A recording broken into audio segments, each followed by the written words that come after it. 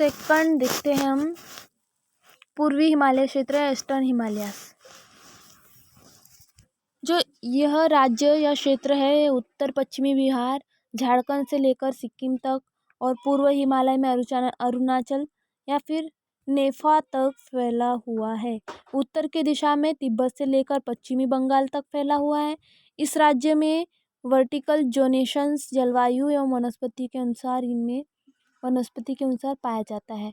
वनस्पति सघन होती है और इस राज्य में अत्यधिक वर्षा एवं गर्म दशाएं पाई जाती है। इस राज्य में हिम रेखा 10,000 फीट के ऊपर पाई जाती है। जो पूर्वी हिमालय है सिक्किम से लेकर अरुणाचल तक फैला हुआ है। इस क्षेत्र में तिब्बत एवं दक्षिणी बंगाल है और इस क्षेत्र में बहुत आर्द्रता यानी कि ह्यूमिडिटी पाई जाती है। इस क्षेत्र में भी 3 जलवायु एवं वनस्पतीय प्रदेशों में इनको बांटा गया है। उपवनस्पतीय पर्वतीय प्रदेश, शीतोष्ण प्रदेश और अल्पाइन प्रदेश। तो उपवनस्पतीय प्रदेश में यह मैदानी क्षेत्र 5,000 फीट तक ऊंचाई तक फैला हुआ है और इसकी वनस्पति क्या कहेंगी, आर्द्र सहानावर, साल के वन, सदाबहार सदाहरित वन, मिश्र पर्णपाती वन, नद तटीय, शीतोष्ण प्रदेश। तो हम देखते हैं पहले उष्ण पर्वतीय क्षेत्र में यानी कि ट्रॉपिकल सब माउंटेन जोन। यह क्या होगा, यह प्रदेश क्षेत्रों में 5,000 फीट तक फैला होगा। इसके एरिया क्या क्या होंगे, वे एरिया की वनस्पति है। नंबर 1 आर्द्र सवाना वन यानी कि मोस्ट सवाना फॉरेस्ट। यह ऊंची सवाना घास की जातियां पाई जाती है। यह कभी कभी जो है अल्बिजा, प्रोसेरा, बिस्चोपिया, जायनिका के वृक्ष यहाँ मिलते हैं और ये सचारम प्रोसेरनम घास या इन नाम से अधिक मात्रा में उगती है। फिर सेकंड सालवन, साल्ट फॉरेस्ट में इसमें क्या आएंगे, साल सवाना के क्षेत्र में इस एरिया में सम्मिलित होंगे और प्रमुख जाति सेक्रम नेरिगा यहाँ पाई जाती है।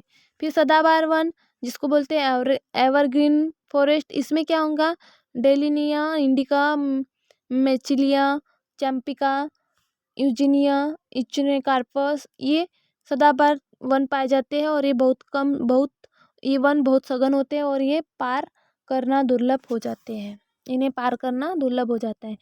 फिर मिश्रित पर्णपाती वन, इसको बोलते हैं मिक्स डेडिकस फॉरेस्ट। इसमें विभिन्न प्रकार के वृक्ष पाए जाते हैं जैसे कि टर्मिनेलिया, एंथ्रोफैलस, कैडम्बा, लार्जिस्ट्रोम, पार्विफोल्फ्लोरा, ईटीसी ये पाए जाते हैं। फिर नद तटीय वन, इस क्षेत्र में शीशम तथा कत्ता के वृक्ष पाए जाते हैं। और फिर सेकंड आता है टेम्परेट जोन। इसमें क्या होगा, 5,000 से 12,000 फुट तक की ऊंचाई तक फैला होगा और इसकी जलवायु बहुत अधिक आर्द्रता वाली होंगी। इस क्षेत्र में वनों की 2 मेखलाएं इनमें बांटा गया है। नंबर 1 ऊपरी मेखला जिसको अपर बेल्ट बोलते हैं, इसकी ऊंचाई 9,000 से 12,000 फीट तक होती है और जिसमें शंकुधारी वृक्ष पाए जाते हैं। और देन निचली मेखला मतलब इसको लोअर बेल्ट बोलते हैं, इसकी ऊंचाई 5,000 से 9,000 फीट तक होती है जिसमें पर्णपाती वन पाए जाते हैं। फिर इसके बाद तीसरा देखेंगे हम पश्चिमी भारतीय मरुस्थल यानी कि वेस्टर्न इंडियन डिजर्ट। यह जो क्षेत्र है इसके अंतर्गत राजस्थान का कच्छ, दिल्ली, गुजरात का हिस्सा सम्मिलित है। इस क्षेत्र में क्या होंगे, जो ग्रीष्म ऋतु में यहाँ जलवायु बहुत अधिक गर्म और शीत ऋतु में ठंडी हो जाती है। वर्षा कितनी होगी, 70 सेंटीमीटर से कम होती है। यहाँ पर अधिकतर मरुद्भिद पौधे यानी कि जीरोफाइटिक पौधे पाए जाते हैं और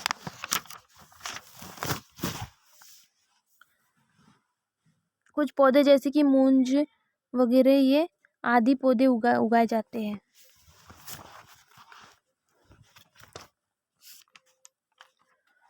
फोर्थ है गंगा का क्षेत्र। गंगा का क्षेत्र में क्या होगा, इस क्षेत्र के अंतर्गत पूर्वी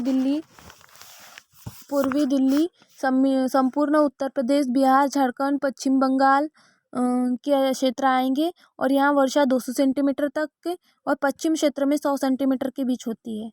जो वनस्पति है इसके अंतर्गत घने वृक्ष, उष्णकटिबंधीय एवं नम क्षेत्र, शुष्क पर्णपाती वृक्ष पाए जाते हैं जैसे कि शीशम, सागौन, साल, पीपल, इमली, बरगद, आंवला, महुआ, चंदन, बेर, सहतूत, बेहरा, ये पेड़ इनके गंगा क्षेत्र में पाए जाएंगे। इन पेड़ों के अतिरिक्त फसल, गेहूँ, मक्का, ज्वार, बाजरा, कपास ये भी उगते हैं। फिर फिफ्थ है असम। असम क्या होगा, ये राज्य के अंतर्गत नामा की पहाड़ियाँ, ब्रह्मपुत्र की घाटियाँ, मणिपुर, लसोई, अरुणाचल प्रदेश, मेघालय के क्षेत्र आएंगे। इस राज्य के सभी क्षेत्रों में अत्यधिक वर्षा होती है। इस राज्य में सभी क्षेत्र में घने उष्णकटिबंधीय एवं छायादार वनस्पतीय पेड़ पौधे आते हैं, जैसे कि शाख, सदाबहार शाख, हर्ब, श्रब, ये सब आते हैं। इस क्षेत्र में अधिक वर्षा 200 सेंटीमीटर से अधिक होती है। चेरापूंजी में 1000 सेंटीमीटर तक वर्षा होती है। ब्रह्मपुत्र तथा सुरमा की घाटी में मेसुआ फेरिया ये वनस्पतियाँ पाई जाती हैं। फिर छठवा है सेंट्रल इंडिया रीजन्स, मध्य भारत क्षेत्र। इस राज्य के अंतर्गत मध्य प्रदेश, छत्तीसगढ़, दक्षिणी बिहार, उड़ीसा, उत्तरी उड़ीसा, पूर्वी राजस्थान के कुछ भाग आते हैं। इस राज्य के क्षेत्र में वन कटिबंधीय वृक्ष, कंटकीय वंश, पश्चिमी क्षेत्र में मिश्रित वन पूर्वी क्षेत्र में पाए जाते हैं। कंटकीय वन में इमली, आम, नीम, पीपल, बेर, शीशम, सागौन, साल, खैर, जामुन, चंदन, आंवला, अंजीर ये पाए जाते हैं। पूर्वी मध्य प्रदेश, छत्तीसगढ़ एवं उड़ीसा के क्षेत्र में साल, सागौन के वन पाए जाते हैं। इन पेड़ों के अतिरिक्त गेहूं, मक्का, बाजरा, ज्वार, चावल, सोयाबीन आदि के वृक्ष तथा अनेक प्रकार की घास पाई जाती है। इन क्षेत्र में 40 से 75 सेंटीमीटर तक वर्षा होती है। अब हम देखते हैं सातवां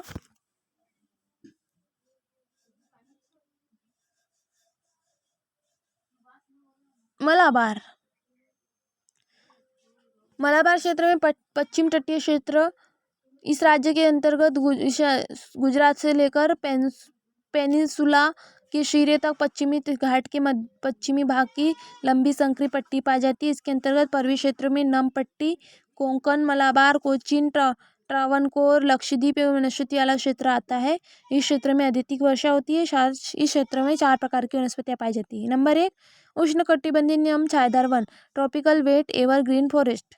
इसमें घने वृक्ष एवं बंद आवृत पेड़ों की वनस्पतियां पाई जाती है। देन सेकंड मिश्रित पर्णपाती वन, मिक्स डेडिकेस फॉरेस्ट, यहाँ 5000 फीट की ऊंचाई तक पाए जाते हैं। थर्ड शीतोष्ण सदाबहार वन, टेम्परेट एवरग्रीन फॉरेस्ट, यह वनस्पतियां 5000 फीट की ऊंचाई तक अधिक नीलगिरी की पहाड़ी पर पाई जाती है। स्थानीय रूप से वनों को सोलास कहते हैं। इसके कुछ यूरिया, जेपोनिका, माइचेला, नाइग्रिका आदि आ जाते हैं कुछ पौधे। फिर थर्ड मैंग्रोव फॉरेस्ट, फोर्थ वाला चौथा मैंग्रोव वन। यह वन क्षेत्र मुंबई के तटीय भाग, अल्फेंटा की द्वीप समूह, उत्तेन द्वीप समूह, मध्य द्वीप समूह के क्षेत्र आते हैं। इस क्षेत्र में पाए जाने वाले वनों में उपरोही आर्किड्स, औषधि संबंधी पौधे, डिप्रोकॉर्पस, मेसुआ, केलोकाफाइलम, यूजिनिया इत्यादि पौधे एवं अनेक झाड़ियाँ पाई जाती है। भारतवर्ष में वर्तमान समय में भौगोलिक सीमाओं के आधार पर उपरोक्त वनस्पति के आधार पर वर्गीकरण को मान्य दिया गया है। फिर है 8वां डेक्कन। डेक्कन में यह क्षेत्र गोदावरी नदी के दक्षिण क्षेत्र में पश्चिमी तट के आर्द्र भाग को छोड़कर सारे दक्षिण प्रायद्वीप में फैला हुआ शुष्क भाग है। यहाँ पर 10 सेंटीमीटर तक वर्षा होती है लगभग, और इसके अंतर्गत आंध्र प्रदेश, तमिलनाडु, कर्नाटक सम्मिलित किए गए हैं। इस एरिया के 2 प्रकार के प्रदेशों में बांटा गया। नंबर 1 दक्षिण पठार, नंबर 2 कोरोमंडल तट। दक्षिण पठार को देखते हैं, डेक्कन प्लेट्यूज। इसमें क्या होता है, इसकी ऊंचाई 2000 फीट से 2500 फीट तक की होती है। इस क्षेत्र के पर्वतीय क्षेत्र में शुष्क वन पाए जाते हैं, जिसमें विभिन्न प्रकार के वृक्ष, सागौन, बोस्वेलिया, सिराटा, हर्डविकिया, पेनिटा ये इत्यादि आते हैं। सेकंड वाला है कोरोमंडल तट। इसमें क्या होता है, यहाँ की वनस्पतियाँ शुष्क ड्राई सदाबहार होती है, जिनमें मुख्य रूप से चंदन, सिड्रेला, टूना के वन पाए जाते हैं। इसके अतिरिक्त करील, आंवला, यूफोर्बिया की भी अनेक जातियाँ पाई जाती है। फिर आता है अंडमान। लास्ट है अंडमान निकोबार। इस क्षेत्र में अंडमान निकोबार के द्वीप सम्मिलित किए गए हैं। इसमें पाई जाने वाली वनस्पतियां म्यांमार, मलेशिया तक में मिलती जुलती है। इन द्वीपों के भीतरी भागों में छोटे छोटे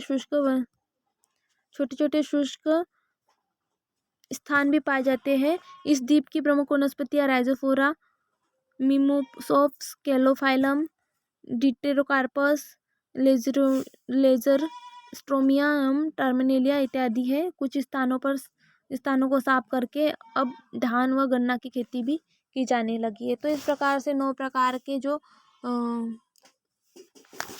फाइटोजियोग्राफिकल रीजन्स है वो इंडिया में पाए जाने वाले थे उनका वो।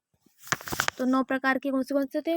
Western Himalaya, eastern Himalaya, Indus plain, gangetic plain और सेंट्रल इंडिया, डिक्कन, वेस्टर्न कोटेस ऑफ मलाबार, असम और अंडमान और निकोबार।